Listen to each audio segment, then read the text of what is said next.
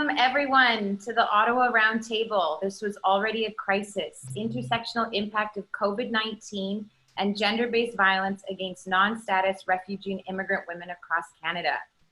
So on April 30th, the Building Leadership Capacity to Address Gender-Based Violence Against Non-Status Refugee and Immigrant Women Across Canada project, we introduced the virtual roundtable series to host conversations and exchanges that consider the differential impacts of COVID-19 for non-status women across Canada. This roundtable is an opportunity for us to share strategies, practices, and work out ideas through conversation. As we've expressed at our other roundtables, we're not focused on leading, but instead leveraging and hosting these conversations at a national level.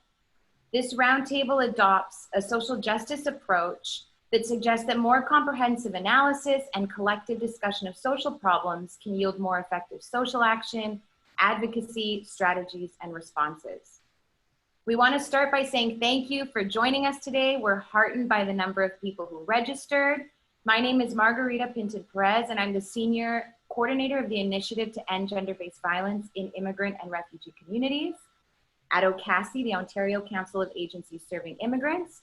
Joining me today as co-hosts of this conversation are Nira Elgueta, Project Coordinator for the Gender-Based Violence Building Leadership Capacity Project at Advocacy, and Tao Duong from Immigrant Women's Services of Ottawa. We also have Taskeen, our student, who will be joining us today and will be attentive of the chat, and currently she's letting people in who are waiting room. Tao, go ahead. Okay, so hi, I'm Tao Duong, and as Margarita mentioned, I'm from Immigrant Women's Services Ottawa, and we are the regional project partner on the Building Leadership Capacity Project. So today, Roundtable, we will focus on Ottawa. We want to reflect and discuss the advocacy and survivor-led work by and for non-status refugees and immigrant women taking place right here in Ottawa. So as regional partner, I am joining today as co-host. So we are delighted to welcome our speakers. So right now I see Alexandra Derizier and Andy Visante. Andy from a member of Ottawa, Century City Network Ottawa, and Alexandra is from Connecting Ottawa. Is Louisa joining us yet? And then also we will have Louisa soon will join us right away. I'm here. She's from, oh, you're here, yay! Yep. Okay. Yeah, and good to see you there. So Louisa is from Refugee 613. So over to you, Nira. Thank you, Tao. So for today's meeting, we encourage you to be in a speaker view so you can follow along with our shared screen. We want everyone here today to participate in today's conversation in ways that feel comfortable to you. At the same time, to minimize distractions and keep a safe space, we have disabled the camera option and microphones are mute for all participants. Throughout today's presentation, we will have one of our team's members, Taskeen, attending the chat. You have the ability to chat with others, send us messages, or a message to everyone participating today. We encourage you to share comments, feedback, and if you have any technical issues, please let us know, and we will try to support you. Taskeen will help us compile a list of questions and comments which we aim to address in the last 15 minutes of our session. If we don't get it today, we will address it. We will do our best to respond and follow when we share our recordings, PowerPoints, and the feedback survey in the following days. To start with the chat, we encourage you to share your location and the organization, networks, or communities you're joining us from. Margarita? Go ahead, Tao. Tao, you're on mute. This is something we have to get used to. Okay, unmute. Okay, so we would like to acknowledge and recognize that this presentation is being hosted on traditional unceded territory of the Algonquin Anishinaabe people. The Algonquin peoples have lived on this land since immemorial time.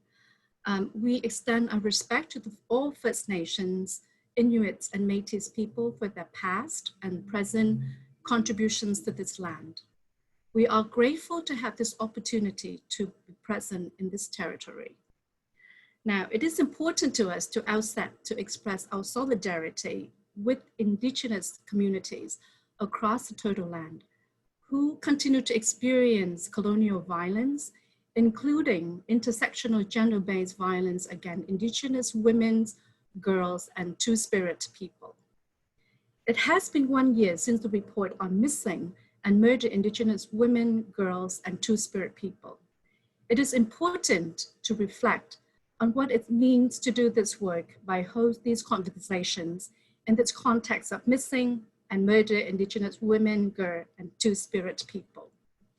We also draw from the critical race scholars in Canada who have recognized the importance of addressing violence as a first step in healing across communities. We take seriously the notion of the Shireen Razak emphasized in 2014, which is that we can't move into recognizing the humanity of refugee, immigrants, and other people if our day-to-day life is intensely structured by the inhumanity with which we have treated Indigenous people. Thanks. Thank you, Tao. Thank you. So before we start the conversation and the discussion, I just want to say, want to share with you who we are. So what do I mean by the project? We are a growing number of service providers, organizational leaders, community advocates, and academic researchers working together on a national project focused on building leadership capacity to address gender-based violence against non-status refugee and immigrant women. So we are focused on building the leadership capacity through community advocacy networks and peer champion networks across Canada. This is a 5-year project funded by Women and Gender Equality, and it's part of their gender-based violence strategy. So it's Canada's strategy to prevent and address gender-based violence. We have regional partners across 5 regions: Edmonton, Fredericton, Ottawa, Toronto, and Vancouver. And as this project continues to develop, we hope that this network grows, and we look forward to growing a national network. And so part of today is hoping that we can also spark your interest, and if you're interested in joining us and learning more about the project, we'll have details at the end. Mira? Thank you, Margarita. So you see, the slide that you see now is objectives for today's roundtable. So we invite you to join our conversation with community members, organizational leaders, and advocates reflecting on how community advocacy works to address gender-based violence against non-status refugee and immigrant women in Ottawa, the challenges of advocacy work, and the importance of this work, especially now in the context of COVID-19. The next slide that you see, it's our agenda. It's a very packed agenda, and we will be covering a lot of information today. I just want to remind you that a copy of the slides and the recording of the presentation and this feedback survey are going to be shared with you on a later date. If at any point you need to pause or take a break, please do so and check in with yourself or a colleague at one point. Remember that you can post any questions in the chat room on your screen at any point of the presentation, and we will take some time at the end of the to respond to those questions. Great, thank you.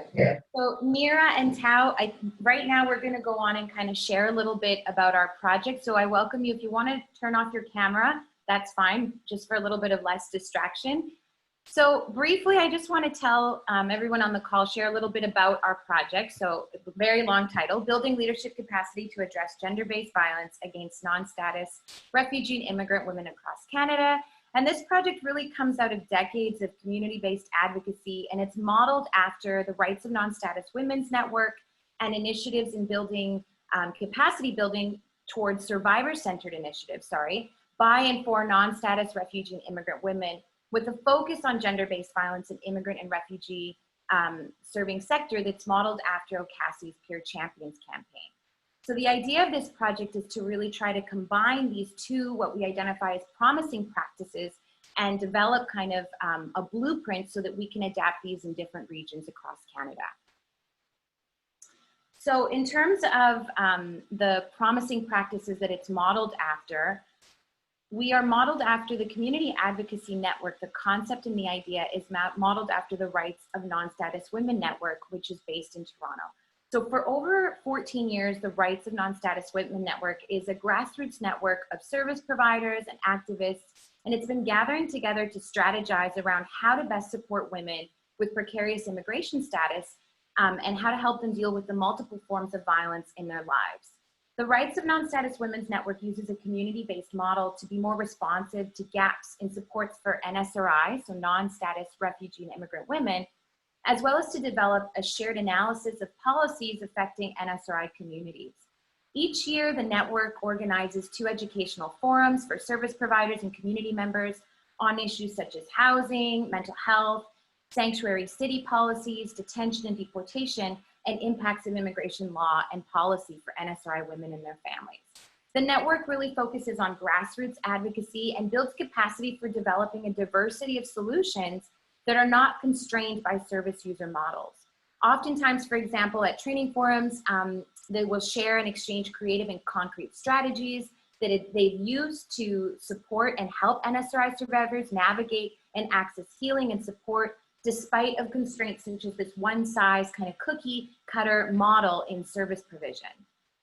A frequent benefit from the workshop participation, for example, it's shown that there's this increased informal networks among service providers. It's fostered through activities, and that's been beneficial when we think about creative case management for building mutual support, as well as for a shared analysis, a stronger shared analysis across various silos in the NGO sector.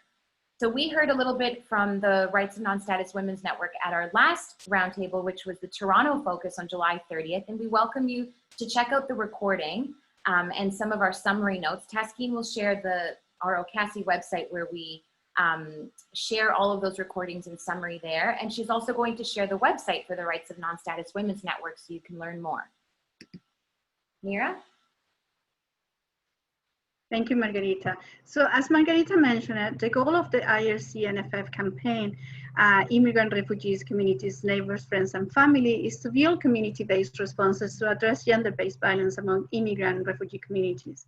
The campaign creates strong connections with community leaders who have deep and trusted ties with immigrants, refugees, and organizations serving those individuals in their communities. The peer champions are trained to identify and support newcomer women experiencing violence and to educate their communities about the effects of gender-based violence among immigrant and refugee communities.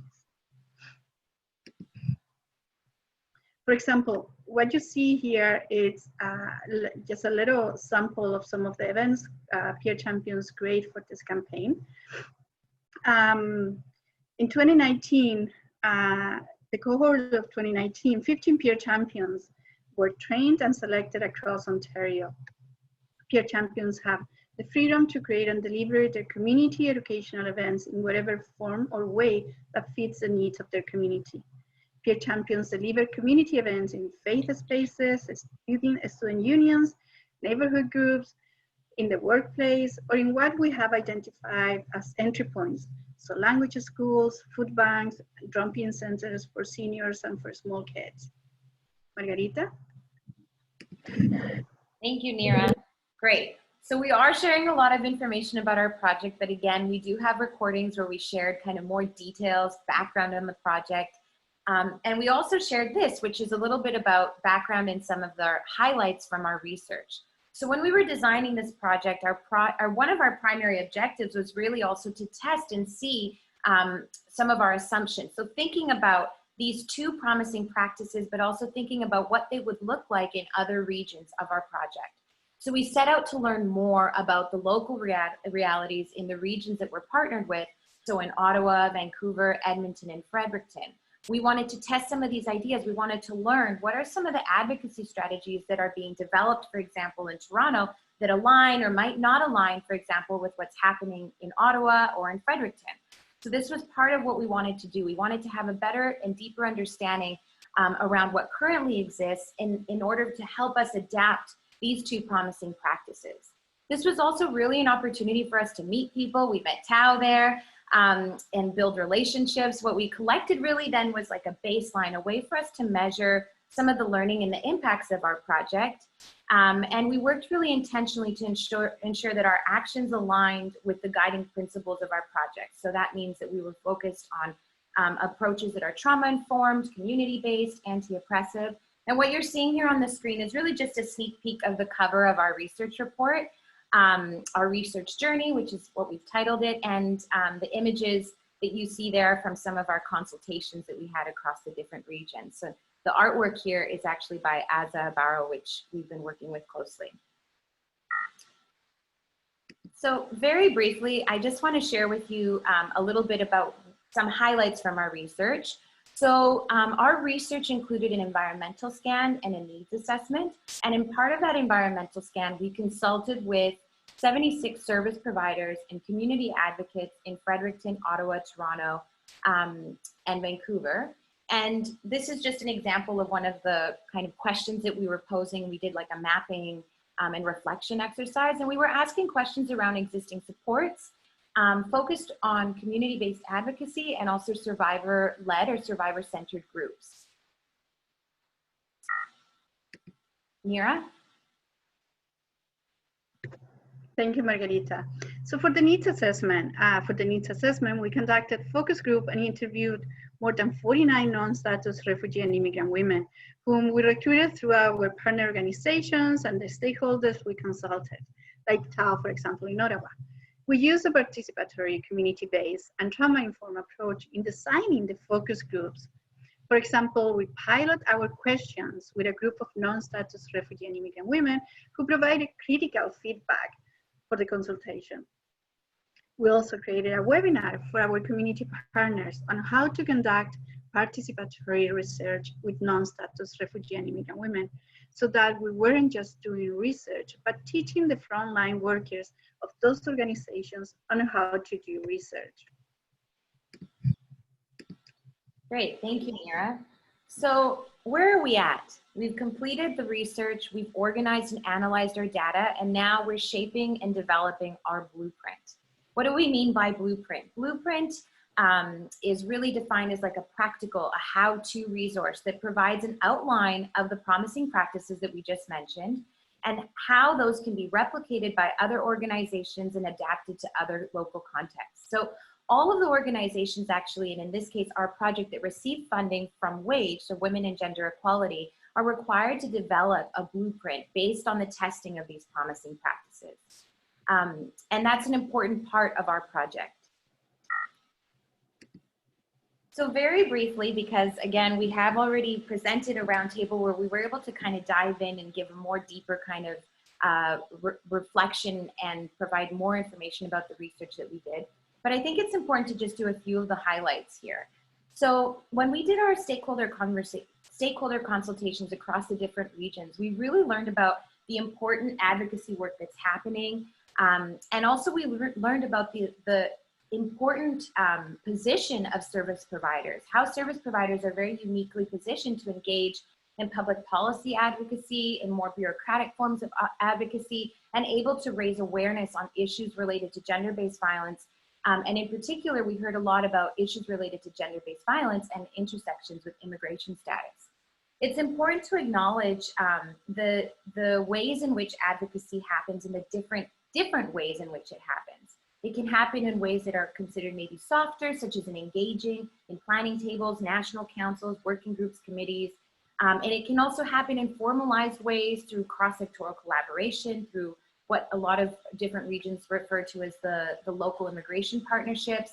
We heard it happening through advocacy campaigns, through informal programs and support services, community gathers, and more informal networks, for example, neighborhood get-togethers organized by residents, ethnocultural communities who are gathering informally in the neighborhood at local kind of free community centers or libraries. And also we learned about the important work that people do as connectors. So people who are out in the community who might accompany, for example, non-status refugee and immigrant women to appointments, knowing who to call, kind of doing some of that mapping in their own regions and in their cities. So this is what we refer to as this kind of typology of advocacy. So seeing the different expressions of advocacy in the different regions. What you're seeing right now is a visual summary actually from our roundtable where we shared the research findings. And the idea of this is for you to kind of follow along the research journey.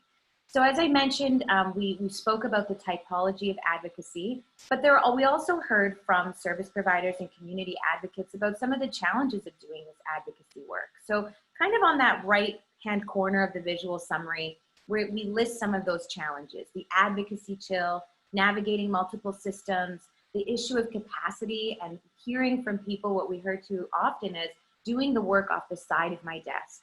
So we learned a lot about some of the systemic barriers to doing the work, the advocacy work. And through these conversations, in particular, there was emphasis on this advocacy chill. So this was a fear of losing funding, feeling muted or silenced, and also realizing that advocacy work looks different depending who you are in the organization. Or who you are in your community. Are you a community organizer, an activist? Are you an organizational leader, a frontline worker? In terms of navigating systems, we really heard from service providers who were sharing with us that there are a lot of different systems. If we think of those systems, we've got an immigration system, we've got housing, we've got child welfare systems. And when we think about the needs of non-status and refugee immigrant women, and we've got to think that kind of holistic way, we see that people's needs are intersectional. And so a lot of these systems are intersecting in the everyday ways in which we're providing support and services. So advocates are really tasked, burdened with a lot of work in terms of navigating all of these systems. And we can think about it, each of them has their own rules and regulations, eligibility, different criteria.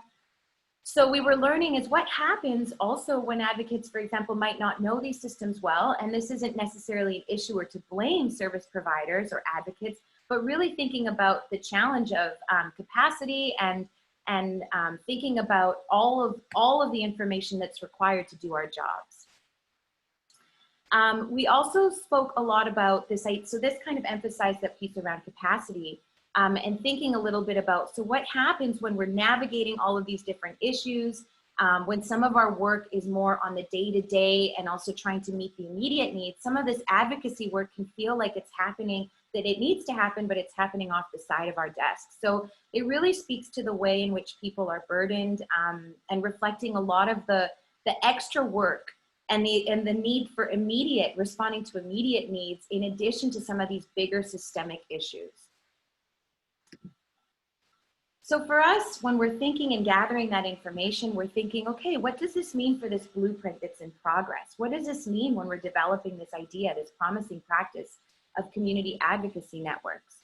So, you know, it means we're thinking about bringing our desks together. We're doing this work off the side of the desk. Let's bring those desks together. What does that look when we're working together and doing this in coordination? So we might be also able to leverage and identify different forms of advocacy.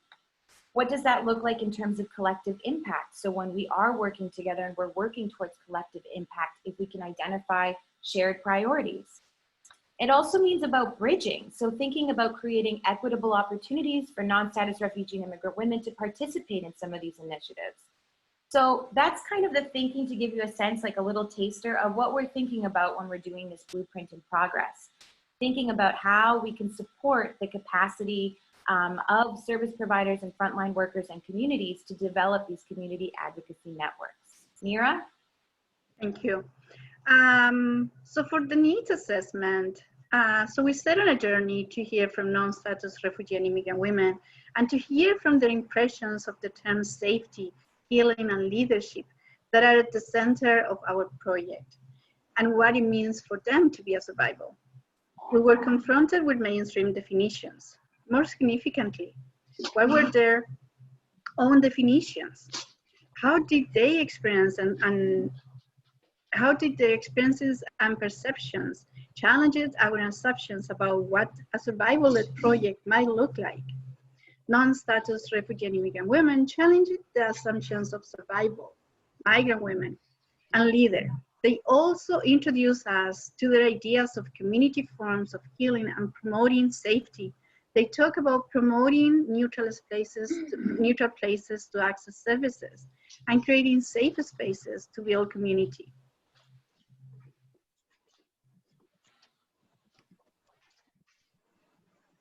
Thank you, Margarita. So what does it mean, all of that, and how do we reflect that on a blueprint for non-status refugee and immigrant women at a national level? So that is inclusive of non-status refugee and immigrant women. What does this mean for us when we're supporting and engaging with peer champions? We need to reimagine leadership. We need to think of survivorship as a process. We need to build community-based safety. We need to make spaces for holistic healings, like sports, drop-in centers, and just to have joy. It included having non-status refugee and immigrant women having a central part of the creation and delivery of the programs. It includes avoiding framing survivorship as a one-time static event or a label. Instead, consider how surviving is an ongoing process, not limited to one source of oppression. Challenges ideas about safety and healing as only individual. What about collective safety? Collective healing from structural harms. What about including spaces where non-status refugee and immigrant women are already participating and feel safe doing so? What about creating capacity for healing outside of the survival label? Are there neutral places where humanity can be restored? Spaces of joy, community, and shared healing. Tao? All right. So for everyone, that has been a lot of information, but again, we have recordings from the first time when we shared our research findings, and we don't want to take up too much time to go over the project overview. We do invite you, I think Taskine's been sharing our website, so you can have access to some of our earlier recordings and summaries from the roundtable. Next, we want to welcome back our speakers. So if you'd like to, please turn on your camera. Tao and I will now be moderating, co-moderating this part of the roundtable. And I just want to say that we explored more broadly, you know, the themes around advocacy and building community-based advocacy in our first roundtable. But it's such a interesting, it's so great to hear when we started doing our more regional focus. So we started with Toronto on July 30th. Because we're starting to hear this kind of variation and different practices that are emerging in each of the regions. And so, you know, in this discussion, speakers today are invited to consider and to think about community-based advocacy and survivor-led work that is already underway in Ottawa. Then we ask speakers to think in the second question around some of the challenges and tensions that might impact doing advocacy work in the region.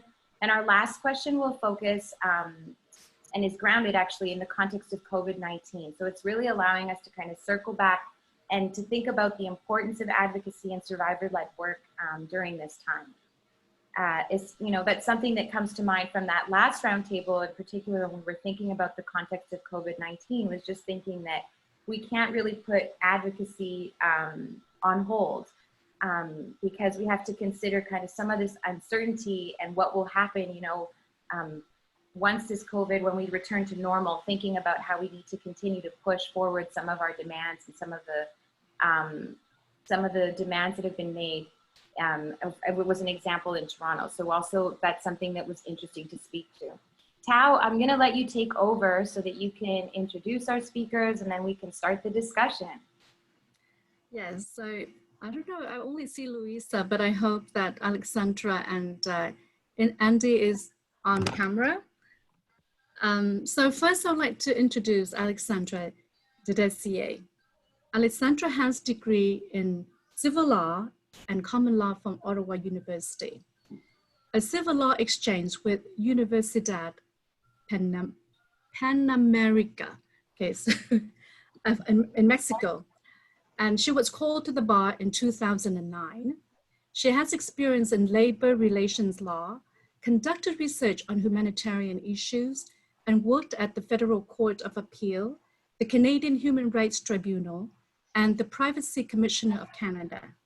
She is fluent in French, English, Spanish, and Creole. And I think she will learn Vietnamese very soon after she's speaking to me.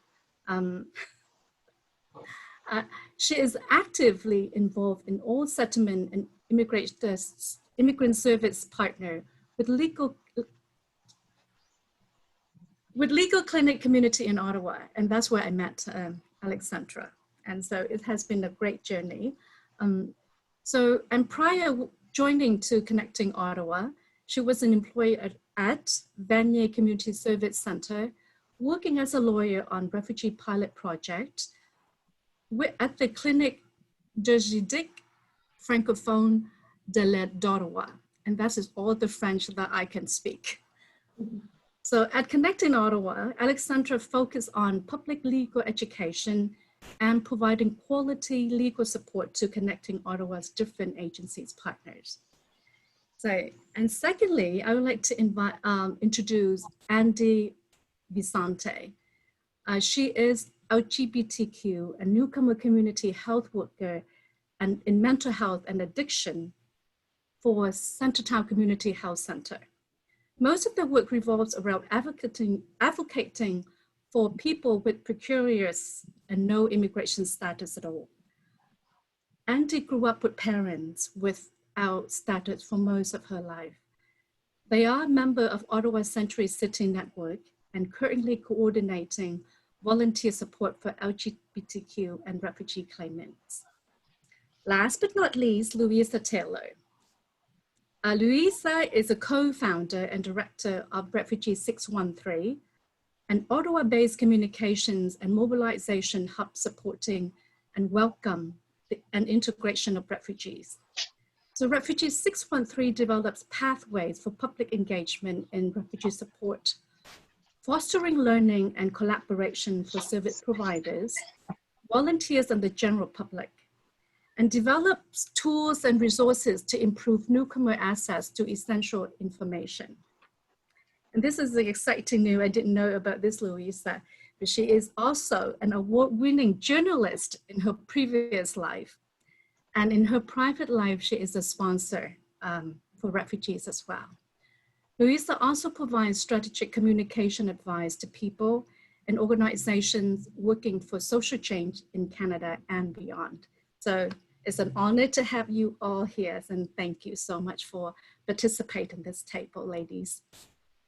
Great. Okay, so we start with the first question. I would like to ask Alexandra. So the first question is that, what are ways in which you practice community-based advocacy work to address gender-based violence against non-status refugees and immigrant women? And what makes this type of work and approach unique to address gender-based violence against non-status refugee women in Ottawa and per se? Okay, thank you, Tao. So I'm going to be addressing these questions on this point. But before I address the questions, I want to tell you a little bit about Connecting Ottawa. So our mandate is to provide services to people who have communication barriers. So whereas different organizations throughout the city have eligibility criteria surrounding status or surrounding finances, ours is that you just have to have a communication barrier. So that English or French is not your first language, or that you have a sensory impairment that that doesn't allow you to communicate in English or French. And so what we do is, as community advocates, is that we tailor PLEs, that's public legal education, to our partner agencies. So we go in with when there's a subject, we go in and we try to instruct, teach, and demystify legal jargon or legal issues, and we try to demystify those things for our community partners. And so we're helping our community partners and they are the ones helping people who are facing gender-based violence. So when we do PLEs, we inform, and then the partner agencies, the frontline workers, are the ones on the ground doing some of that work. Another way that we do that is that we go in consultation with the settlement workers and their clients, and then try to assist them with their legal issues. Another thing we do is concerning interpretation services. So if there's a legal appointment, we try to, it says the internet connection is unstable. Hope everyone hears me okay. But we try to provide interpretation services for those who have legal appointments. And so, as we know, women who are facing gender-based violence also have a cluster of different issues that they're facing as well. And so we try to support with, like I said, the PLEs, the legal consultations, and the interpretation services. What makes our work or our approach unique? So the last part of the question, what makes our work or approach unique when we're addressing gender-based violence for non-status women is, like I said, our eligibility criteria. So as long as the person that we're helping has a communication barrier, that's where we will definitely step in. And so with non-status refugee women, a lot of them's first language is neither English or French. So we were able to go and offer services. We were actually created to address these communication barriers. And so a lot of our clients over the years have been women. We've had a few men as well who are facing domestic violence, and so are in need of interpretation, are in need of cultural sensitivity when they're dealing with their issues. So I think Connecting Ottawa is very unique in the city because we don't want to know if you have money or not. We don't want to know what your status is. You don't have to give me your PR card or your work permit or your brown paper for refugee status. None of that is required when you come to us. All that is required is the sensory impairment that precludes you from communicating in a manner that can get your situation resolved, or you not having English or French as your first language. So even for those of us who speak English and or French, legalese, legal documents are difficult to navigate, lease contracts, any kind of court document, any kind of evidence request, any type of documentation for applying for status or for understanding your status is quite difficult to understand. So we've created different fact sheets that we've distributed to all of our partner agencies and beyond in the city of Ottawa, where you can refer to what to do if you're in a precarious situation.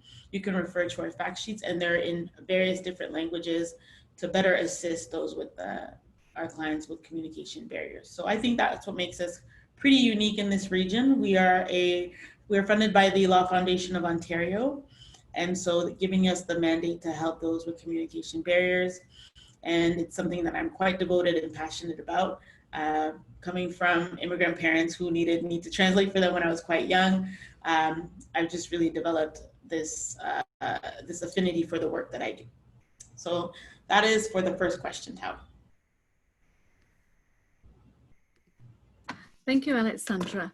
And it is so great because, like you mentioned earlier, most of our work and our fund, because we work on funding, and most of the time we always have to ask eligibility of clients. And it's so great and that we can reach out to Connecting Ottawa and to you and your colleagues and to help clients in so many different ways, because you guys don't require eligibility at all. So I'm really grateful for that.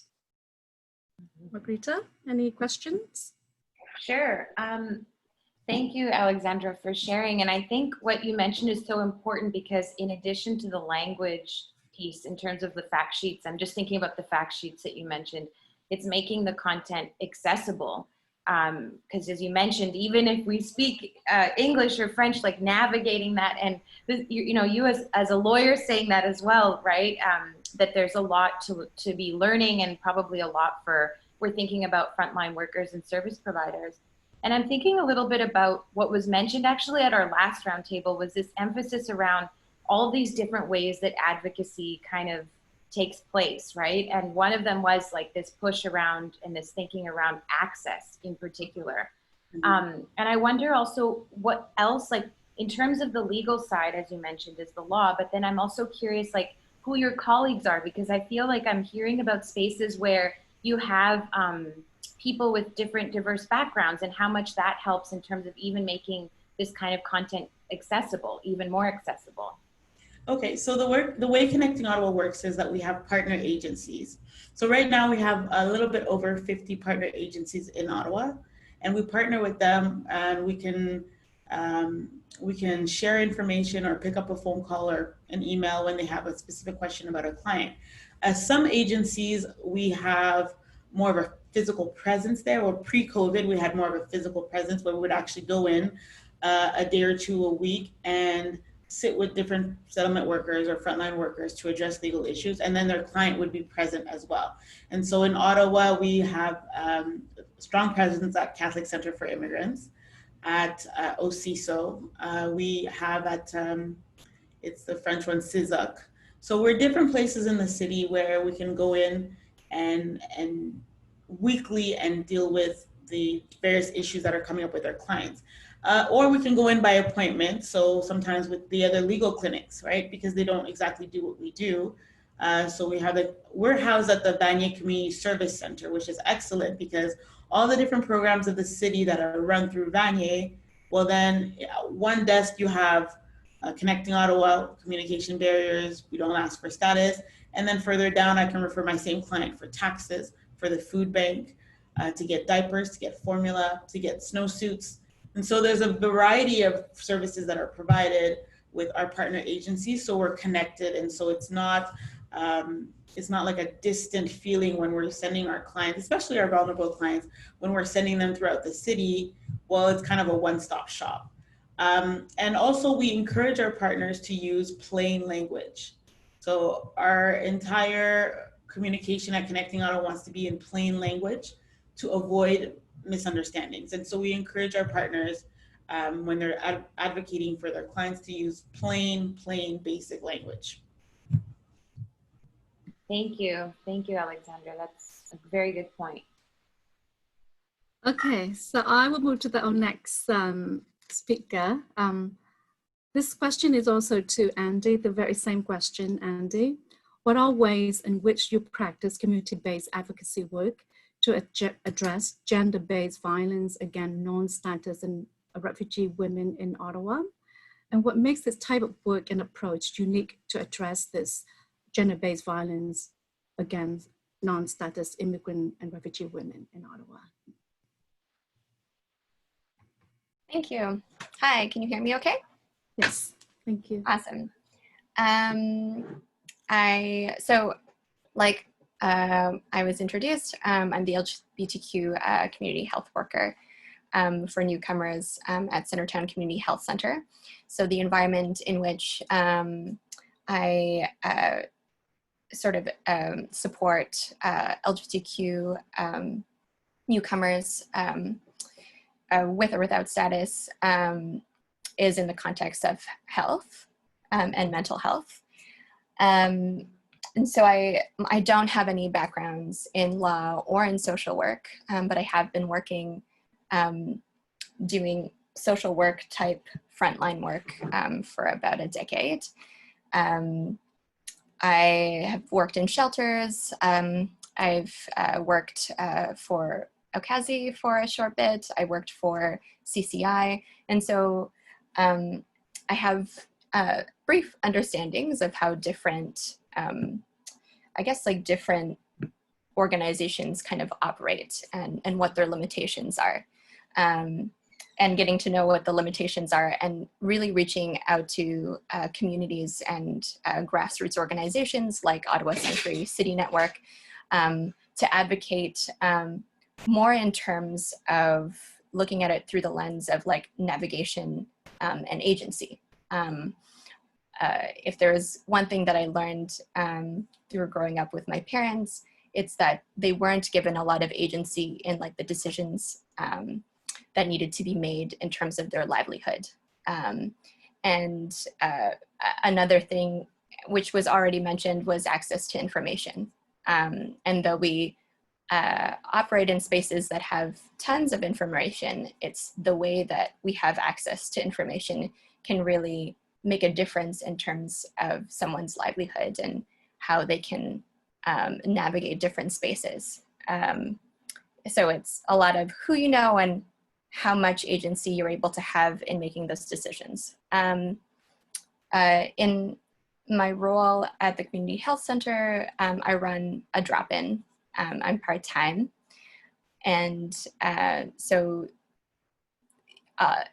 recently we've given more agency to peers to facilitate some of the conversations they want to be having, whether it's conversations around race and their experience of race in Canada, or if it's conversations around like the lack of access, or if it's conversations around services that they have had access to and that they weren't happy with, or even just like having a space where they can experience joy, which I think is also really important. Surviving also incorporates being able to enjoy your time here.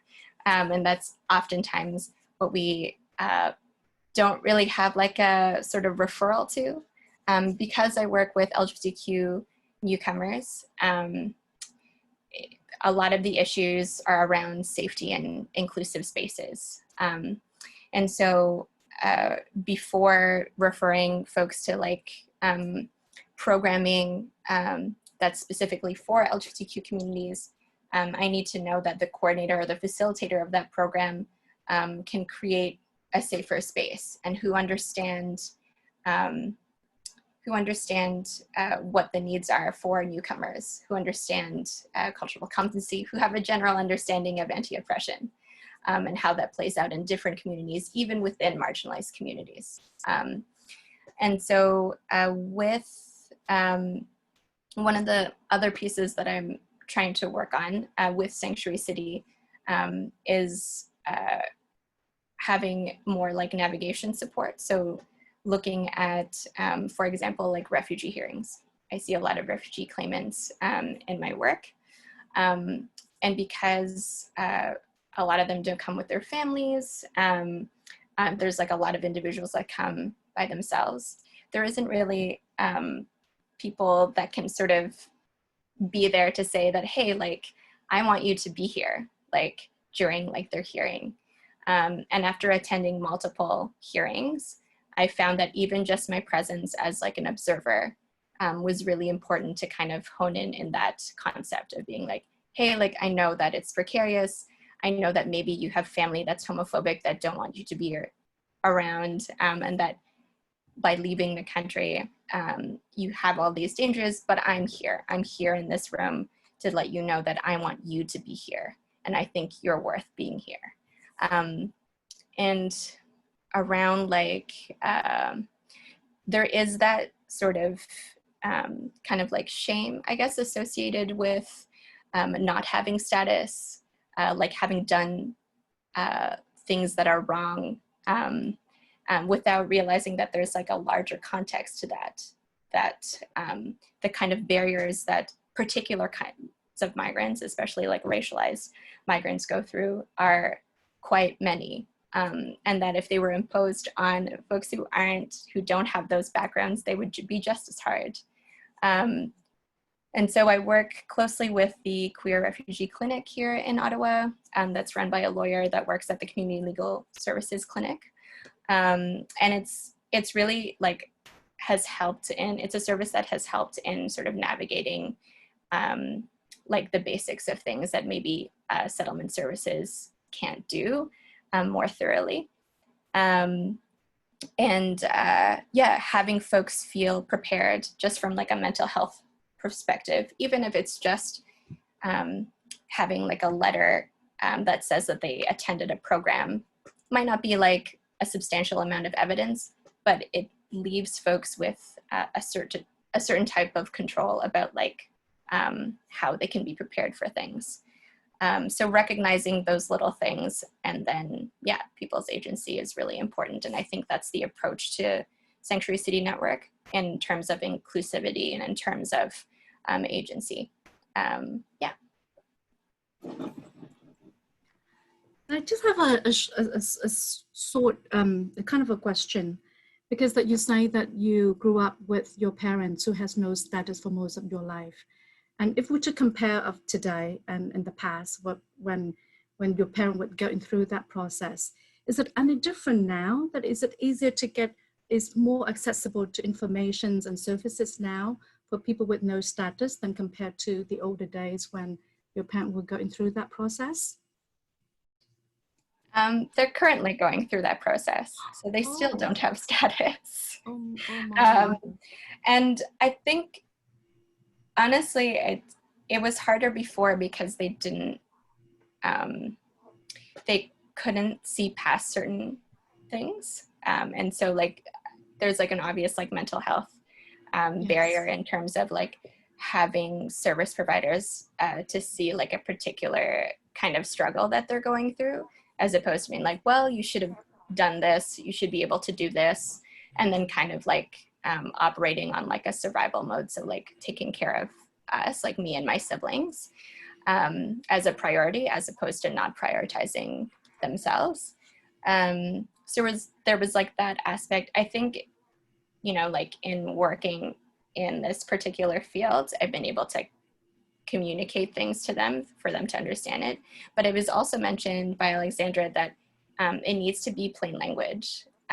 You can't assume that people know abbreviations. You can't assume that people have like gone through particular things.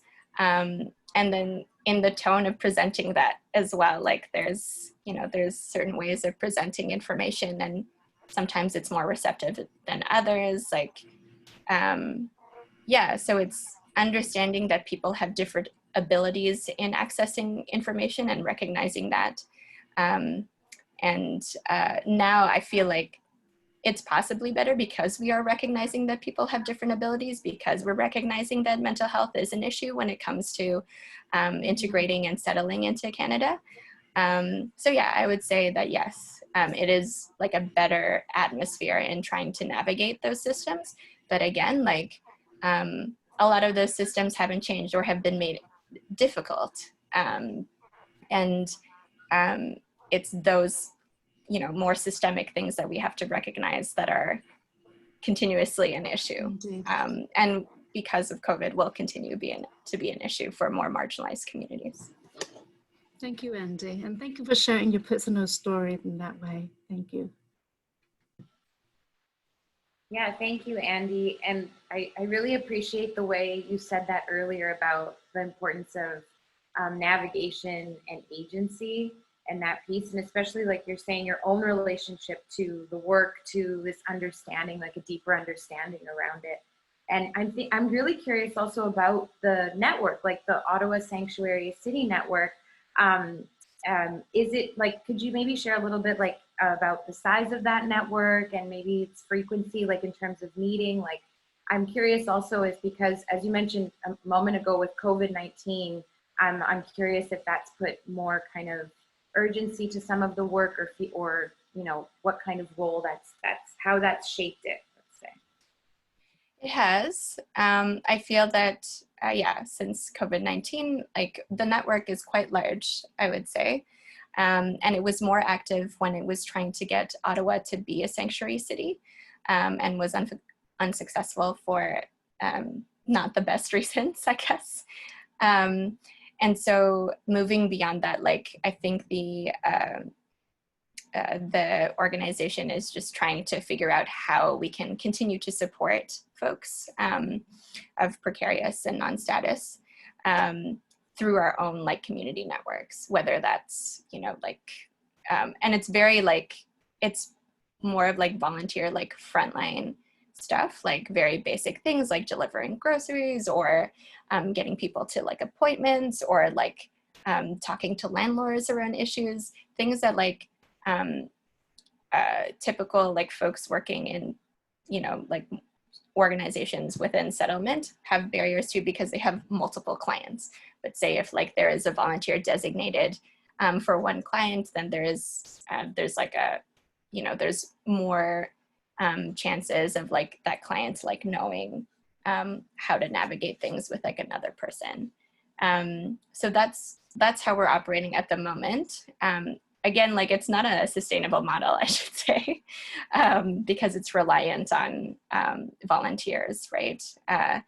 But again, like, I mean, we recently had an information session on just like how the refugee claim process works, because I don't think it's the kind of information that not a lot of people know about or understand fully, and what that means when like, you know, the claim is denied and that sort of thing, and what that process looks like. And yeah, like having the right kinds of folks with that kind of information kind of makes folks think about like where their positionality is and like how they can advocate like based on where they're positioned. Yeah. Great, Thank you. Yeah, so I do wish your parents all the best on this journey, Andy. Okay, so my next person that I'm going to ask is Louisa. Louisa, in your own capacity of Refugee 613, and I know that Refugee 613 you don't deal with client directly per se, but you more focus on the coalition building and advocacy level, as we mentioned earlier. But still, I'm going to ask you the same question, and you can choose to answer in whichever way. So what are ways in which that you practice community-based advocacy work to address the gender-based violence, again, non-status and immigrant women, and what makes the type of work and approach unique to addressing the gender-based violence, again, non-status and immigrant women in Ottawa, per se? Oh yay, I remembered to unmute. Doesn't always happen. Thank you, Tao, to you and to Margarita and the rest of your team. It's been really interesting listening to the work that you've been doing. It's really important, really exciting, and I think innovative in trying to unpack some of the skill sets that often we don't have the time to pause and think about how to build those kind of elements of capacity. Also, just a big thank you to Andy and to Alexandra, because I know we work with both their organizations and with them at different times, and they are doing incredible work here in Ottawa. And in particular, Sanctuary City, I know Andy has been pivotal to the success of that group, even though we weren't able to as a community fulfill that vision. It hasn't died, and I know it will come back. So I'm just going to explain a little bit about Refugee 613, and because we are unique as far as we know, we kind of are this odd hybrid organization, and so it helps to kind of delve a little bit into what we do, so people can understand where we're coming from with our reflections.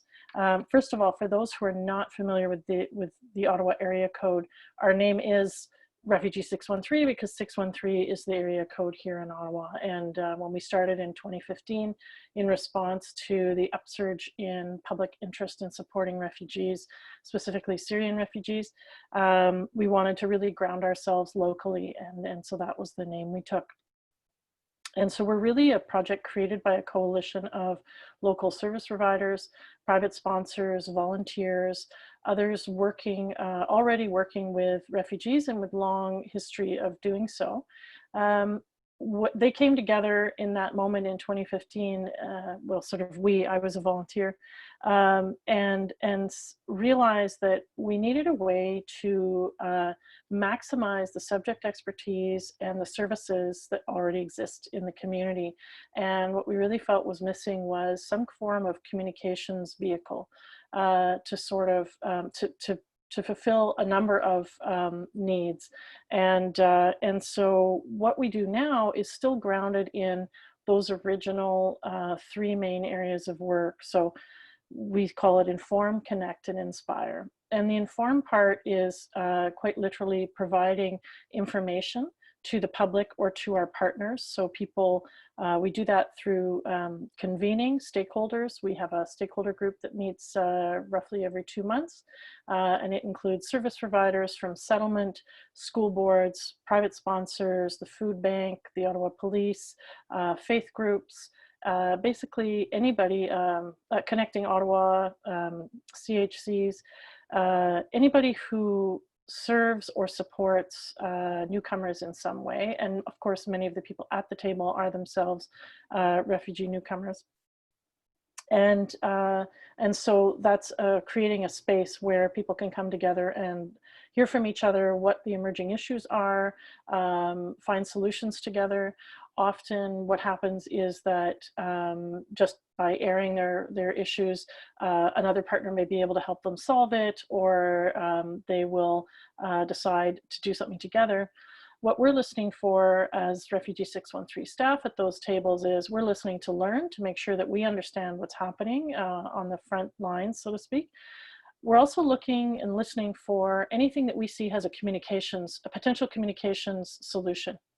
And when we see that, we offer it up and say, you know, is there a role for, you know, do we need to create a new resource? Does somebody need to call somebody? Is that appropriate for us to pursue?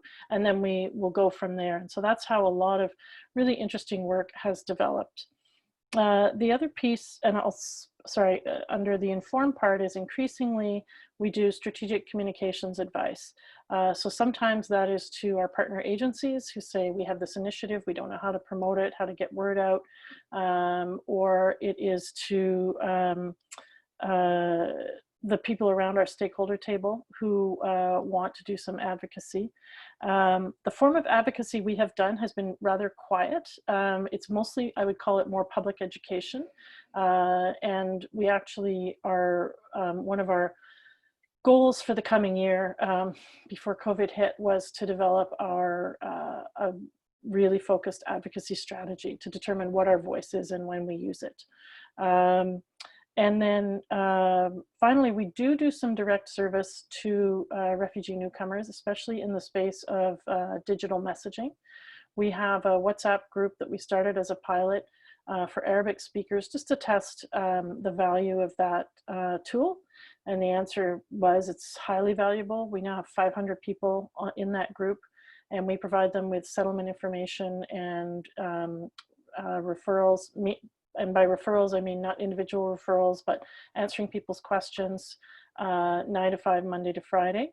And we did an evaluation, and 85% of the people in the group said that they had no intention of leaving, which is a challenge because that doesn't leave room for new people to come in.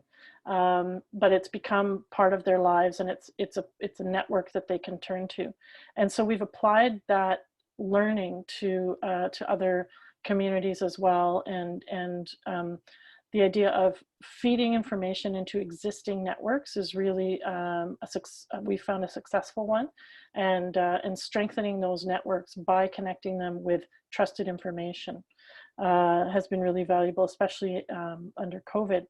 The connect part of what we do is again, the convening, but also just literally introducing people. When people have an idea for work they want to do with refugees, especially if they're coming from outside the sector, we can help them. We can first of all help educate them, especially if the idea is inappropriate or it duplicates an existing service. So our idea there is to, when someone who isn't in the sector comes to this issue with good intentions, but lack of understanding and lack of knowledge, rather than turning them away and telling them that they're out to lunch, we pull them in, we educate them, and try to build them their role as a useful ally rather than a hindrance. And I'm sure a lot of you know exactly what I'm talking about. And then the inspire part is the public education. We do, well, we were doing a lot of events, and our social media focused on explaining what the refugee journey is, and putting refugee welcome on the spectrum of normal Canadian values. making sure people understand that it is not some fringe activity. It fits right within how Canadians view themselves, and sort of pushing back against the idea that there's anything unusual or radical about it.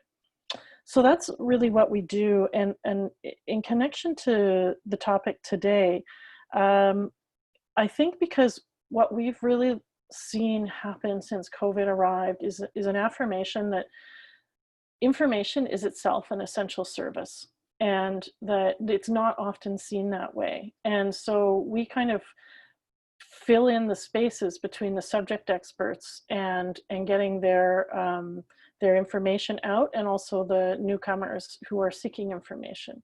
And everybody, I think, already today has highlighted the importance of understanding your audience when it comes to communicating. And what we find in our work is that we work with so many subject experts, you know, people like Andy and Alex, who are doing the work every day, and at tiny organizations and at huge organizations, that they know what the gap is, but they don't, and they know that communications could be a potential solution, but they don't know how to go from one to the other. And so what we bring is that skill set. I have lots more to say, but I'm mindful of time, and I'll just say that the Sanctuary City example, we provided a little bit of strategic communications advice there, and we worked with partners to develop we called it a toolkit, but really it was a brochure for refugee claimants to help them understand where they might be able to go to access services. We're regularly, increasingly under COVID, seeking out government officials and trying to educate them on why their information campaigns are not reaching newcomers and how they might adapt them. But I will just stop there. Thank you, Louisa. And thank you so much for the important work that you and the Refugee 613 team has been doing. And I know I myself have been sitting at the stakeholder table, and I've benefited so much from all the information and everything that you have done, and how you're able to pull all of us together and then to voice our concern, how to better ourselves, how to equip ourselves better so that we can serve the client better. So, and interesting that you're talking about the WhatsApp group, because I think it is so popular now. I'll be speaking a bit about that and what we have done with our at IWSO. But are you thinking of expanding that to another language group? Because it's, you know, is that even a possibility? So that's a great question, because it's been on our mind from the beginning. The only reason we did the Arabic in the beginning was because we had this big influx, and we really wanted to test a theory.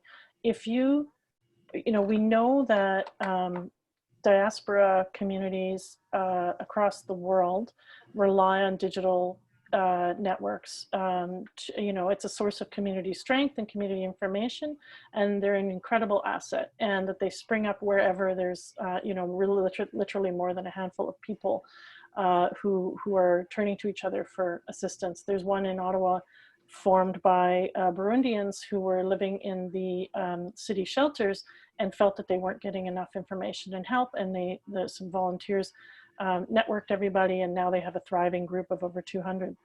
The challenge is that the community-run groups are often also really dangerous vectors for misinformation, and we've really seen that during COVID. And at the same time, there's a lack of, if there isn't some, if there aren't some people who are tied into service provision already, there's a tendency for the group to be a bit of an echo chamber and trying to solve everything themselves, unaware that there's a service that can help them. And so our pilot was designed to say, what happens if you can seed trusted information and referrals out to existing service providers? Can you close that gap? And the answer is a resounding yes. And so we created our own group just because the ones in Ottawa were so huge that we knew our messaging would kind of get lost. But it's completely unsustainable. We've really had to cobble together the funding because we moderate it 9 to 5, Monday to Friday. That's a full-time job. This is not something someone can do off the side of their desks. And it's not just like posting on Facebook. It's someone who is moderating the discussions, finding information, translating information, answering questions, etc. So what we're looking at instead, and we have some funding to begin doing this, is supporting the volunteer moderators of existing groups, helping them to understand how they can tap into services, helping them to understand maybe to become digital champions in their communities. And so that's the direction we're looking at in order to sort of strengthen existing digital networks within different communities. We already provide informal support to 3 or 4 other networks in Ottawa. But when COVID hit, there was great alarm among those folks, and they actually were the reason we did a bit of a pivot in some other areas of work, which I can talk about after, because they were sharing with us their concerns about what was happening in their groups, and they were looking for resources and they were looking for advice. And so our approach there, a long-winded way of answering your question, Dow, is we don't think it's a sustainable way forward for us to offer this service to other language groups. What we think makes more sense is to empower communities to have their own stronger networks and to just, you know, offer some support and interventions. And also knowing that these groups exist across Canada, we're coming to the end of a digital messaging, a national digital messaging project, and I'll just make a plug that in late November, we haven't picked the final date, we're going to do a national summit on digital messaging for settlement and integration, where we're going to share what we learned in our group, but also in 4 other pilots across the country: Calgary, North Bay, Halifax, and then another one here in Ottawa with Francophones. Digital messaging is not rocket science. You just need a few key best practices in place and you can really go far. Thank you, Louisa. Thanks. That's so interesting. And I like what you mentioned earlier as well, of this idea of the digital champions. When you were mentioning the WhatsApp group, I was thinking that's a full-time job. I was imagining there would be full-time staff there. And I think this is a good kind of segue, because I am conscious of time and I want to give all of the speakers an opportunity to also maybe think about some of the challenges. And I think, Louisa, you just brought up some of those challenges as well, and thinking about sustainability of some of these practices as well. So I wonder if we can maybe consider some of these challenges in doing some of this work. And I also would love to encourage the speakers to think a little bit about what it also looks like as in your role, because we have organizational leaders, we have community advocates, we have, you know, staff lawyers. I'm just thinking a little bit about what those challenges look like. I think we're going to start with Andy. Tao, if you want to take over. Unmute, okay. Okay, Andy, so based on your experience, what are some of the challenges in doing community-based advocacy work?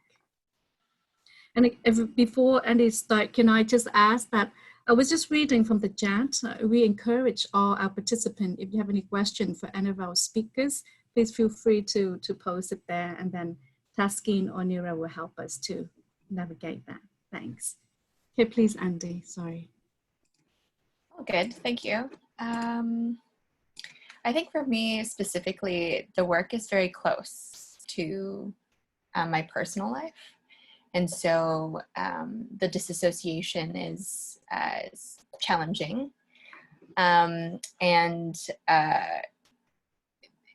just like establishing boundaries with that. And I know that even though folks who work with new immigrants and folks with various immigration status may also have had that experience of coming through, as well as in particular in settlement. We see it a lot in like settlement services, where the like hires are like folks who are immigrants themselves and have gone through the process. And oftentimes we don't talk about the boundaries in that, or even just the gatekeeping that kind of happens sometimes, and like the power dynamics around those accessing information. And yeah, so it can be tricky when a lot of the work can be like personal or related to personal challenges that you've had. I also think that just a lot of the models out there in terms of support are unsustainable, especially if it involves direct communication with clients, if it involves constantly being on this like operational mode of like an emergency is happening, or cobbling together as much as supports as possible, in particular for women with precarious immigration status, where they're just like more vulnerable on like different levels. So like whether it's like during COVID when we talk about like access to childcare and work, and if they're in situations where like they don't have supportive partners, and or they're like not, they are, you know, raising children on their own, like that can be very difficult, as well as like access to like general services if there is a well-founded fear of homophobia and transphobia amongst migrant women. Yeah, and so there's also just like insufficient like funds in particular for certain programs. My position specifically at CCHC is funding just my position, but everything else around the program in terms of like the supports have to sort of come from different areas, or it's more of like building collaborations between and partnerships between organizations. So like whether it's me going to like Louisa and Refugee 613 to see if there's like a resource available. So there's like a lot of hustling in terms of trying to make sure that you're like on top of like the accurate information and that you're able to refer clients like efficiently. And that kind of labor isn't recognized. Like there's labor that's recognized and not recognized. And then there's the kind of labor that you do anyways because it makes sense to do it, or it's only complete if you're also referring the client to like different things. So yeah, like recognizing that kind of labor is really important when you're trying to support clients who are particularly vulnerable and have different needs. Thank you, Andy, because I think when it comes to funding, I think most of us, we all suffering the same thing, and right, and hoping for something that to help us out to expand the service. So because of the time limited that we have, so I'm going to try to wrap up, and then we'll try to move to the next speaker to share the same thought on this question. Do you have anything else to add to this, Andy? No, but just to consider like the intersectional experiences of clients as well. Like there's, a lot of assumptions are made when it comes to like clients' needs, and then there needs to be like time in terms of like to really fully understand that and to fully make it an inclusive space. But yeah. Thank you. Okay, so my question next will go to Louisa. So Louisa, again, based on your experience, what are some of the challenges that doing community advocacy work that you are facing? Yeah, I think I had to laugh when Andy talked about the hustle. The hustle is real. The hustle, the collaboration piece, the lack of resources. The lack of resources makes collaboration and hustle so important. And again, I think it's because it's partially funders, but it's also within the sector ourselves, not putting a priority or a premium on what Andy was referring to in terms of understanding our audiences and knowing what they need from us is not always what we think they need, and the importance of asking. So in communications, that takes the form of focus groups and, you know, checking in with the audience. And what we find is that quite often subject experts, even if you are every day talking to your clients, it doesn't mean you fully grasp how they want to receive information unless you start asking very specific questions. And so that also applies, that understanding your audience piece also applies to communicating for advocacy. So the way we talk to each other, we use certain terminology, we make assumptions about shared values, about shared perspectives, and that doesn't work when we're trying to reach outside the folks who've already bought into the issues or the positions that we're talking about. If we want to move somebody, a policymaker or a portion of the public from their position to our position, we have to really think about what their information needs are. What are the messages that will reach them? What matters to them? What do they care about? What will move them closer to us, and how do we deliver that message?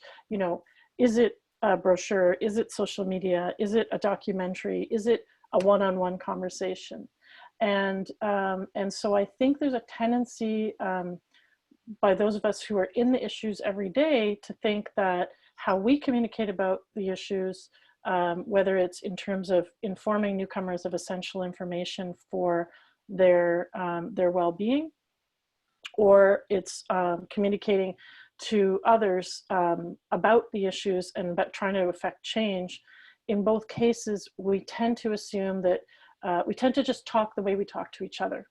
And that isn't going to get us where we want to go. And so what we find is that that's the single, next to, you know, constant lack of resources that everybody deals with, it's the same for us, that getting over that kind of conceptual hump and understanding that we have to think differently. We have to put ourselves in the shoes of our audience every single time.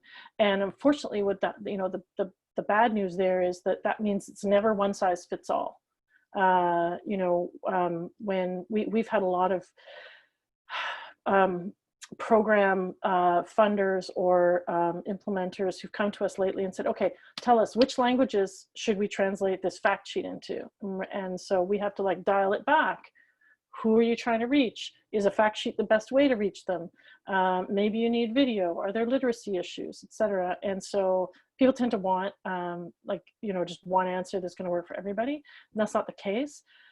The good news is that it doesn't take a long time to figure out, and you can get pretty close based on existing information. You could also get closer by asking a few key questions of your audience.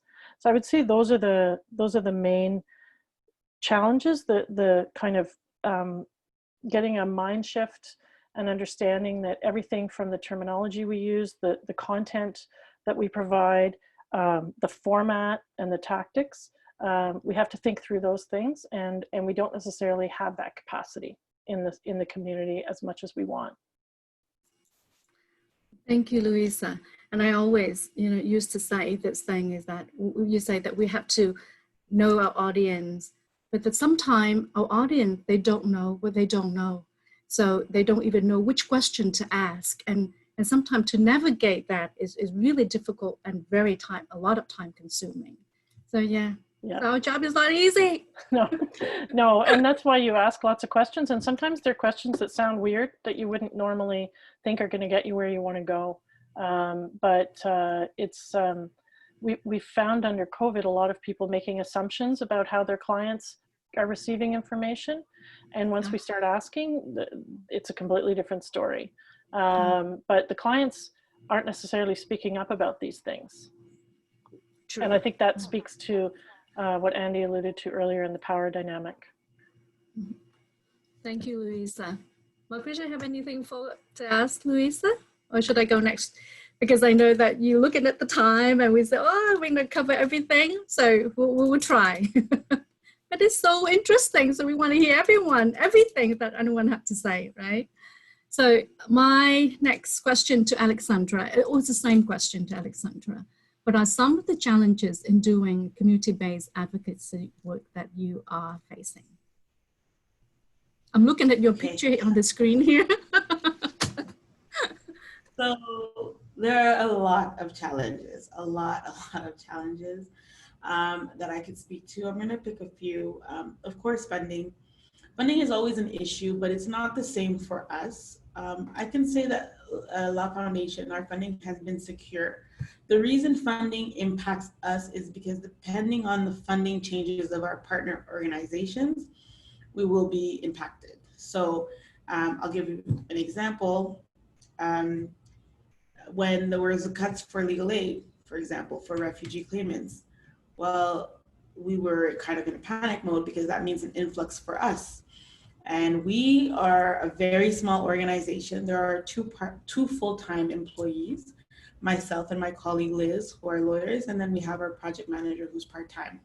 So when another agency's funding changes or is cut, or there's worry on their part about how they will be funded, it directly impacts the work that we do because we work very closely with our partner agencies.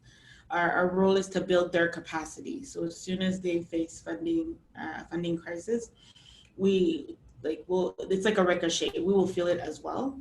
And so whenever there are cuts to clients, example, clients who can't get legal aid certificates because they're being strict on the eligibility criteria. They're being strict on who can go to the legal clinics and who can get private by lawyers with the minimum amount on the certificate anyways.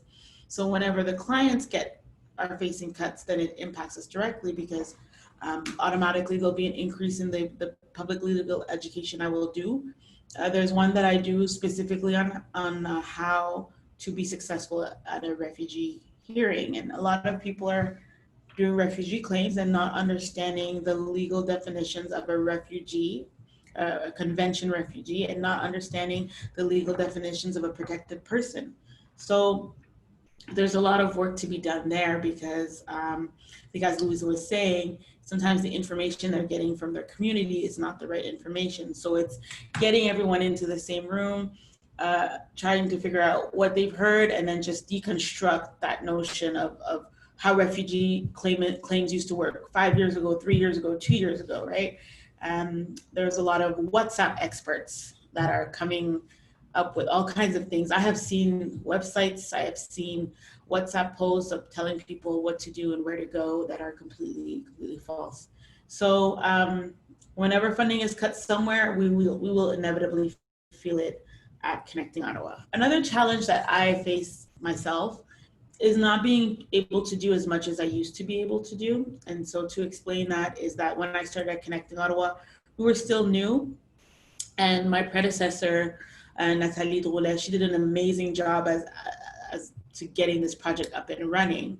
But then once she got the project up and running, and then I came into the project, started seeing a lot more people because people were starting to know of Connecting Ottawa.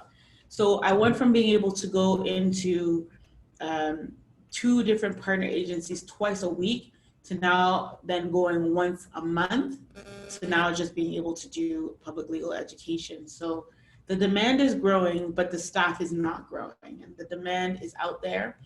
And so everything is available at the click of a button, but the people who are working the job are just working 35 to 45 hours a week. So emails can be coming in all through the night and all through the day, but you're only there for a limited time to answer.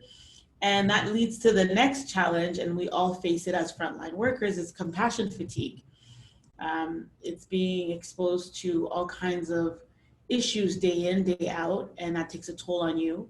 It takes a toll on you physically, emotionally, it drains you. And so compassion fatigue is a real thing for frontline workers, and it's not something that's readily owned up to, I think, in the legal profession, where you could totally burn out just from listening to the horrors that people are being subjected to. And I think there's not even enough funding for us to do the work, so there's not enough funding for us to get the help that we need as frontline workers. So I think that's important to mention. that's a big challenge in doing community-based advocacy, because if I burn out and then I leave, you know, getting other people in to do the same work, and if they burn out, and so you're just continuously going to have high turnover in community-based work, where the salaries sometimes aren't the greatest, but the people are passionate, people care, and then they burn out, and so that the turnover rate is quite high. So I can start a case with one worker and then finish it with another, unfortunately. So those are some of the challenges that I see. Another challenge for us at Connecting Ottawa is, again, eligibility criteria, because where I don't have the barriers to certain eligibility criteria, other agencies do have them. So I'll just give you a really clear example. I was working one time with a woman experiencing gender-based violence, and I was able to call and get her into a shelter. But frontline workers' understanding was that it was a refugee claimant, where the person is not a refugee claimant, because not everyone who's going to do a humanitarian compassionate ground claim for permanent resident has been a refugee claimant. And so we just couldn't make it work legally for this person to fit into the criteria of a refugee claimant. So the advice was for her to go straight to her doing a permanent resident claim under humanitarian compassionate grounds. Now, that's all great for us on the legal end, but then where does she live while she's waiting? Because all the shelters require status, and she had no status. And we have to wait minimum a year before we want to start a humanitarian compassionate ground claim, because she has to establish herself in the community, and then she can't get a job because she doesn't have a work permit, and that will directly affect her ability to have a successful HNC. An HNC is what we call the humanitarian compassionate ground claim. So you can imagine that I'm trying to get this woman the best legal representation, and we were able to help her get great legal representation because we didn't have the eligibility criteria problem. The legal clinic didn't have the problem, but the shelters did. The programs for her daughter did. Where she was living, they had issues. They kept calling and asking. They even called us to say, we have to put her out because our mandate says if the person has no status, we can't take them in. And so it was all a very big puzzle, where finally, I don't know how we managed this, but we were able to get a faith-based community to agree in writing to pay 6 months of her I don't want to use the word rent, but of her room and board from a local shelter. So she wasn't eligible for others, but she was eligible for us. And for us to be able to help her, we would have loved if everyone had the same eligibility criteria that we had. And because she was non-status, it was very, very difficult. So when we're working with different organizations with different eligibility criteria, sometimes those clash. And we want to do our best to help our clients in a timely manner, but because of the red tape and the bureaucracy and the eligibility criteria varying across the board, it becomes very, very difficult. And so for me, those are some of the challenges that I can see in the work that we do, being summed up to our capacity, being very few workers, the funding of others, the eligibility criteria of other agencies, and of course, compassion fatigue. Thank you, Alessandra. Those are so valid, such valid points, because, and I'm glad you mentioned compassion fatigue, because I haven't heard that for a long time. And then previously we were always talking about that. And like you said, because of funding, we kind of avoid that altogether and say, you know, we just have to be well and be whatever to do the job that we do. But thank you. Yeah, and I want to just, I know we're all kind of conscious of time, but I really appreciate how each of you has been able to speak to challenges that are particular to in the organizations that you're working in as well. And there was a question in the chat, and I'd love to just maybe, if any of you would like to maybe give a remark to it, maybe, you know, a minute or so. There was a great question here that was asking, and that they're curious about, being in the nation's capital, what makes advocacy work more or less challenging? So in this case, Selena Abji says, seems like there are a lot of politicians and people working for government, which I'm guessing has pros and cons for doing this work. And I guess that speaks more to the challenges in the context in the case of Ottawa. If anybody wants to maybe add a few remarks or respond to that. For me, most of my professional career has been in Ottawa, so I can't really compare. But one thing I would say is going to MPs' offices, the constituency offices, and getting them on board on some cases. I would say, in my experience, is 70% effective, depending on where you're going. And just being able to walk in physically with your client, with the issue, and speak to a human being, that's been really beneficial to me. I would say the same, actually. I echo exactly what Alexandra said. It is kind of nice that Ottawa is kind of smaller, and you're just able to physically have access to folks with decision-making powers. And you don't have to go through like middle people. It can be just people who are doing like quite grassrooty things, and they're just like, hey, like this is like an issue that we need to talk about. And there's often like spaces where you can, like they'll have like, what do you call them? They're not like panel discussions, but they're like, where just people can like have spaces where they can ask questions. Like right now it's online or whatever, but I think I do like that aspect of Ottawa a lot, and building that relationship, right? So maybe they weren't able to help you like this time around, but you know what their capacities are for next time or for like a different kind of issue, and like making sure that you keep note of that.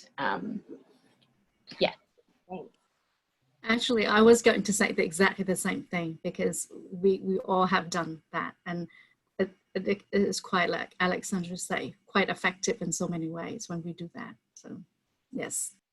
And I would just echo all of that and add that even something as basic as the political staffers working in the minister's offices, they all live here in Ottawa, and there's often overlap between some not-for-profit activist spaces and some of the political staffers. And if it's not overlap, it's only 1 or 2 degrees separation.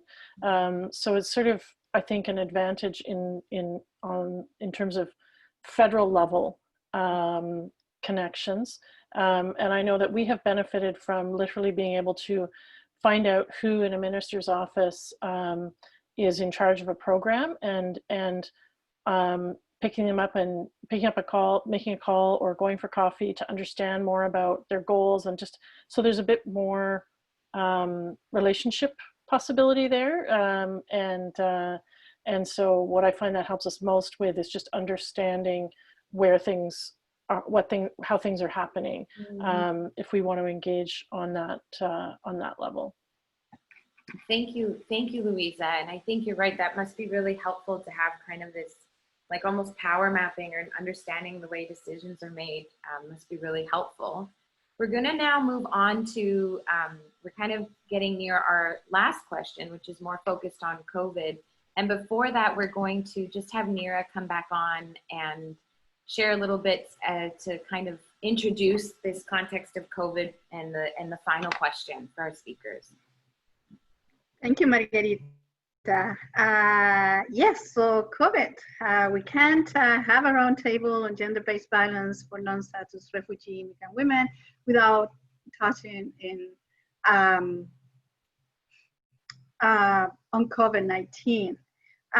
So if you can take a look at the photo there, it's something we created. It was created for us at the end of April when we conducted a roundtable on COVID-19 and NSRI women. So let's center there. Let's center on the context of COVID-19. We need to understand that this crisis, to understand this crisis, we need to understand that we were in a crisis already. This crisis stems from another crisis because the implications of COVID-19 are really apparent. In Canada, COVID-19 is revealing an architecture of inequality, and those who were already unprotected before the pandemic are impacted differently now. COVID-19 has opened the window for necessary political and social change. It was revealed at our last roundtable the need to hear from non-status refugee and immigrant women, their experiences and participation in policy and solutions, and meaningful involvement and collaboration. So Tao, let's bring Tao to speak about the changes to service delivery since March until now. Unmute. So because for the time limited that we have left, I'm trying to just wrap things up a little bit, because I can only speak of the changes of practice that we at Immigrant Women's Services Ottawa has faced. So since COVID-19, like most of every service provider in the province and probably in Canada, we deliver the service online or remotely. So at first, of course, we were afraid how we're going to reach out to clients and how a client going to be able to find us. So Louisa mentioned it, WhatsApp. I'm an immigrant. Most of my colleagues are immigrant, and 99% of our clients are immigrant. And 99.9% of us has WhatsApp accounts. So it's a source of communication and to talk to your loved one and family of free of charge. So our staff quickly adapted to the new normal. So we set up a lot of different WhatsApp groups to communicate with clients effectively. And so since then, we communicate with them, client through WhatsApp. We set all our programs and activities online, such as English class, computer class, art class, citizenship, even G1 driving test and French practice class. Everything would go online. So as the pandemic progress or get a bit longer, like than we predicted, the number of participations getting higher. So for example, our computer class, if we were to do it in person, we can only accommodate up to 12 to 14 participants at one time. But because of being able to do this online virtually, we were able to accommodate up to 30 participants, and we have that number to participate at the same time. The reason most of the time is that clients do not have to leave their house. They don't have to spend what little money they have on bus fare. And as we know, bus ticket is not cheap. So, and then now that summer, but usually in the winter, have to drag your children out of the house, put it on coats, mitts, boots, hat, and then they remove it and you keep putting it on again and again before you could actually leave the house. So because of the conveniences that client were having, and then they were able to attend these activities and programs a lot more often than we would. And so during the COVID, what the team did, that they checked for the wellness of the clients. We often call to make sure that the newcomer families or women understand the information of the pandemic, be updated with it, and how best to stay safe during this time. So these are some of the positive part that we have at IWSO. But of course, nothing could be better and deliver the services in person or seeing your client in person. Like for our other crisis department, where we deal with domestic violence clients. The number are getting higher for referrals, but it usually come from police and CAS, Children Aid Society. When we had our office open, we always have a lot of walk-in clients. So now that's not possible. So we don't have call directly from client anymore, not as much. One of the cases that was shared with us, that one of the crisis counselor received a call, but it was client was hiding herself in the closet while whispering to the counselor of what's going on, because the abuser or the spouse is right next to her at all time. So it's not easy, but one possible thing that I could think out of this, there's something wonderful spring up in this amidst of COVID-19, is the support, the giving, the generosity from the people in the community.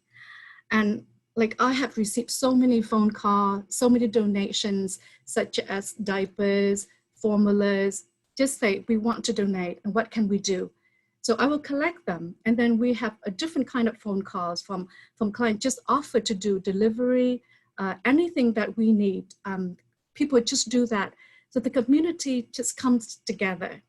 So I was thinking, many, many years from now, hopefully not that many, when we are talk about the old days of COVID-19, having a cup of tea, one thing I would carry so close to my heart and I could always talk and remember is how the community came together during this time of need and how Ottawa is like this, So that's one thing that I could say that the changes have been made. For sure, changes have taken place in the face of COVID-19. Yeah, that's my brief thing for that. Thank you. Thank you, Tao. Thank you so much for that, Tao. And I think this, we want to pose these questions also to our speakers, because I think what you're really referring to and you're saying here as well really brings to focus how the current context, the challenges that we're experiencing, sharpen a lot of the work that we were already doing to address gender-based violence against NSRI women. And then interestingly, I think some of our speakers were already making mention of this too, is that in this digital, the kind of capacity and the strength of the digital space, like as you're mentioning, Tao, having more people attend some of the online courses, but then it's also a place that can be quite a challenge where misinformation is being circulated, and the need to have someone also, a part of that kind of 24 hours to be able to be available to some of that conversation. So I want to go on now to just ask our speakers, in this context of COVID-19, if we think about this work, community advocacy and centering the needs of non-status refugee immigrant women's experiences, their particular vulnerabilities, why is it especially critical and important at this time? So we're going to start, we've kind of rotated here but we're starting again with Alexandra, if you'd like to go. Okay. Oh, just sorry, Alexandra, we're just going to say one thing. Sorry, we just have a few minutes. So I think maybe before we had allotted a lot more time for this section, but maybe just about 2 minutes or so each. Thank you. Sure. For me, it's the lack of face-to-face. And so it's very difficult to pick up on the cues that I would be able to pick up on in a meeting. So if I have clients coming in and you're asking certain questions, there's a way that you can see with whoever is interpreting for the person, if they bring a family member or even if they're with their spouse, there's social cues or physical cues that I could pick up on to let me know how to run the meeting next time, if I want to contact them separately, if I want to just structure the meeting differently. And so for me, the lack of face-to-face is kind of making me anxious.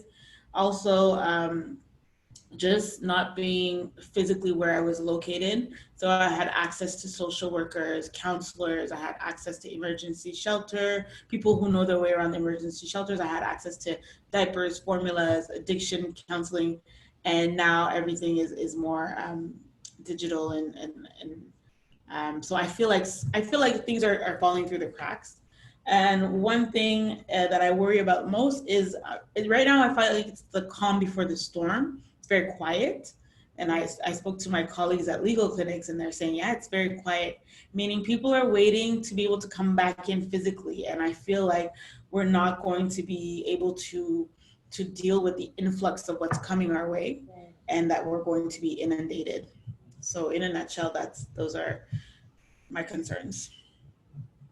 I think it's a very legitimate concern because I think it is a storm coming soon. So to in the matter of time, so I'm going to ask the same question next to Andy. So in the context of COVID-19, why is the work of community advocacy and centering of non-status refugee women's experience and particular vulnerability especially critical at this time? Andy? Okay. Hi. I keep looking at your picture and I'm waiting for you to speak. I think it's critical because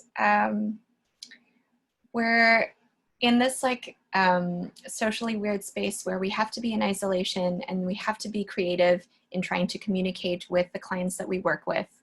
And there's an amount of frustration around that communication.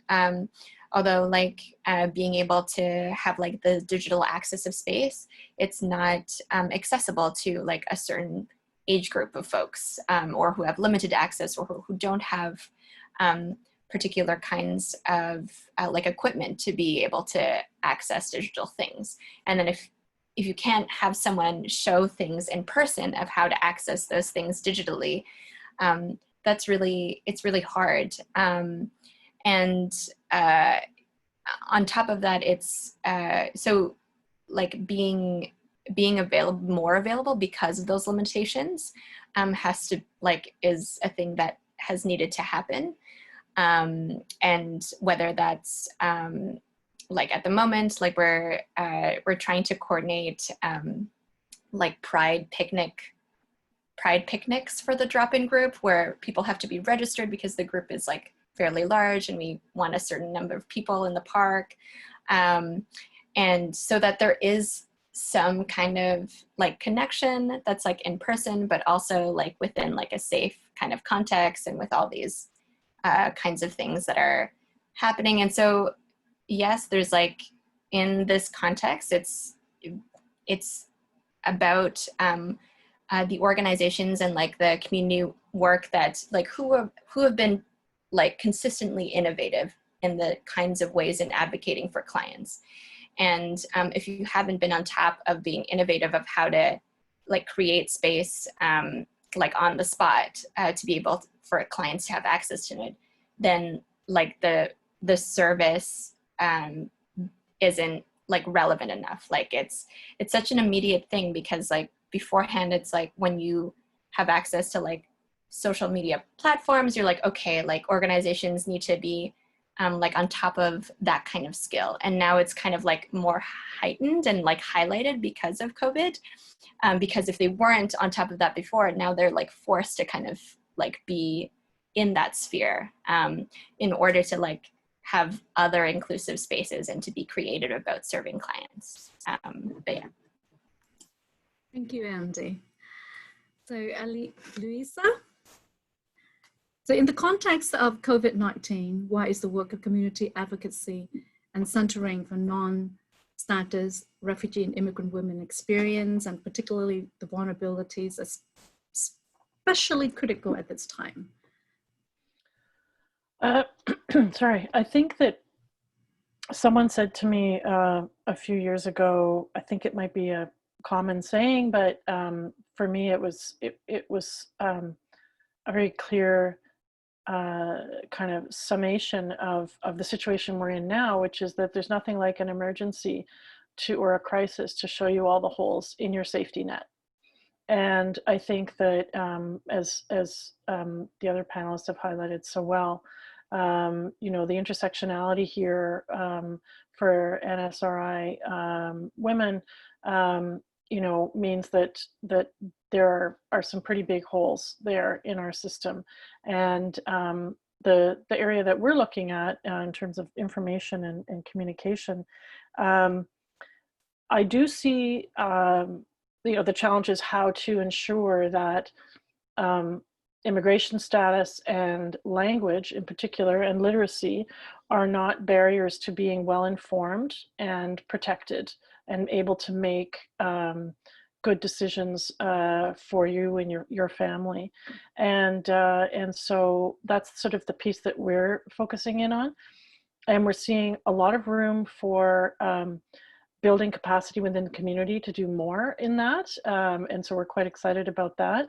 But we're also seeing that on the institutional side, on the government side, they're starting to slowly wake up to the fact that their strategies have not included, I mean, setting aside the sub-audiences, literally language languages other than English and French just really haven't been on the radar the way they should be, and haven't been incorporated within communications strategies.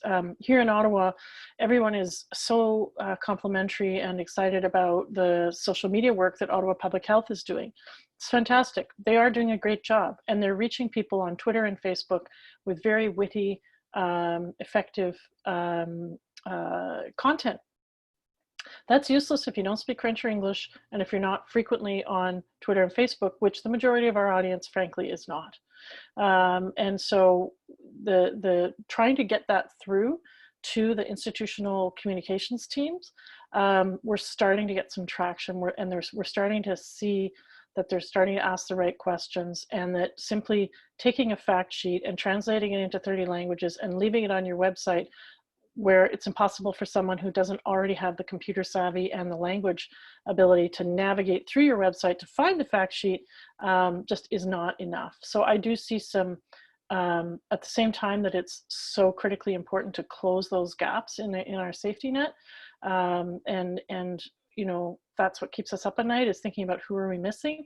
At the same time, I am seeing some you know, opportunities to innovate and improve things because we are in this crisis mode. Thank you so much, Louisa. I think everyone really has been emphasizing this kind of existing digital divide that we've heard as well at some other roundtables, and I know some of the ideas that were shared today, where we heard some of the work that Refugee 613 mentioned around the digital champions, the work that Andy mentioned, just in terms of having people also accompany, for example, refugee claimants, like all of that really important work that's happening. It's so exciting to hear of all these practices, all these strategies, and we're hearing right now that information is essential, and that that divide is not just in terms of getting the information out to clients and service users, but also if there's already little capacity and staff are burdened, imagine also trying to navigate all of these different platforms and making sure that all of the information is also accessible. I think we're hearing a lot of that right now. And at the same time, I want to highlight that it's also a positive of hearing how groups are connected and the existing partnerships. And big reason of having everyone today at this roundtable is to highlight the work that maybe it's not speaking specifically to gender-based violence against non-status refugee and immigrant women, but it does speak to specific populations. It does allow us to highlight, you know, coalition building, the work that people are doing around translating some of this information and getting it out there. And then I really appreciate this last piece that was mentioned, that it can seem maybe redundant, but even walking people through some of those fact sheets, or having people who are well informed. If the WhatsApp groups are popular, I'm curious to see, you know, like what that could look like in terms of with peer champions who are also, you know, trained and thinking about WhatsApp as this medium where they would be maybe facilitating conversation or making sure to kind of filter through some of that information that's circulating. So thank you. It is 3:57. Thank you to our speakers. Thank you so much, Alexandra, Andy, and Louisa, for taking time out of your day to join us on this roundtable conversation. We appreciate hearing, you know, your perspectives. And when we mentioned earlier that we're developing a blueprint, all of this information is informing our blueprint. It's allowing us to have a closer understanding to each of the different regions that we're working in. And even though we're only e-meeting, this is about also building relationships and seeing how we can continue to work together in the future. Tao, you're so fantastic. This was great co-moderating with you, Mira and Kaskeen as well.